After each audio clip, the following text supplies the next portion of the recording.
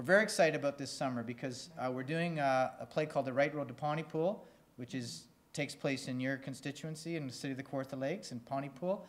I didn't write it, but I know a little bit about it from doing the workshops, that in 1905, no, it must have been 1905 because they had the 100th anniversary in 2005, Moishe Yukel-Bernstein came from, was it Poland or Ukraine, I can't remember which, to settle in Pontypool, and then other Jewish people came, and by the Second World War there were at least half a dozen resorts there, correct me if I'm wrong, Bernsteins, Lofchucks, Bad Lucks, Crystals, Minettas.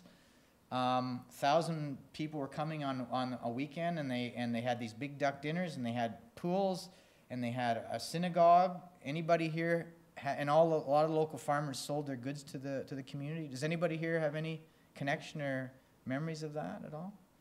But it's a fascinating story, and our play starts in his arrival. And can you tell me how to get to Pontypool? And it goes right up to the 50s and the 60s. So, and it's a cast of over 30, all ages, and we have some really good actors as well, and some Jewish actors who've lived at that cultural. Alan Price, who's an older actor who's in it, I think his parents came to Pontypool when he was he'd heard about them coming a lot, and I think we're in for a very popular show with this play, The Right Road to Pontypool, which runs July of this year. And the other one is Welcome Death. It's based on a murder that took place in Millbrook. Well, it didn't happen in Millbrook. It was a woman from Millbrook. She left her house in the middle of the night in February in the 1870s, and she walked to Port Hope. She got all her money out of the bank, and her body was found 3 months later in a field just outside of Welcome, hence the title. And I used an actual inquest, coroner's inquest, that still exists from that period in Northumberland, Durham court records, to explore this story, to tell the story, her story, and the story of her murder, and to come up with a possible who did it, because it was never solved. I just make one comment about that. You might have heard about the Shia law that they're talking about bringing back in Afghanistan, about how women will not be allowed to leave their homes without their husbands, this and that and the other. Check out 1860s and 70s here in Ontario in terms of women's rights. It wasn't that far different. And so much of what I discover about this woman's situation is around those issues of really having, you couldn't have your own money, you couldn't vote, you couldn't own property.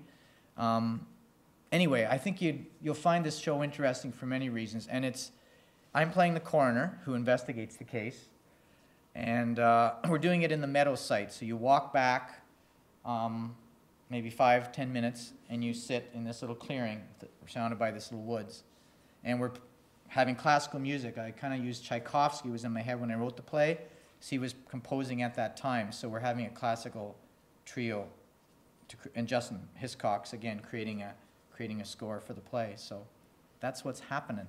I was going to read you something from it, but I'm not, because the 8:15, I'm going to take questions.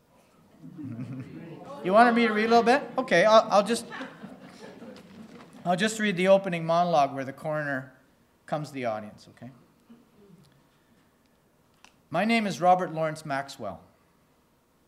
This is a story about dark night, about the darkest night, whose only end is release, perhaps, or utter emptiness.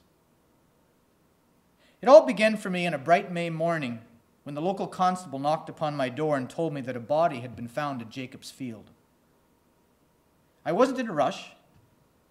I took my breakfast as usual, dismissed my cook, my only companion following the death of my wife 3 years before, and struck out by horse and buggy to the scene of the crime. I was met by several men, residents of those parts near the village of Welcome. I was taken through alternating fields, meadows, and woods to the edge of a clearing where the body lay. I was told the site hadn't been disturbed, but I was skeptical.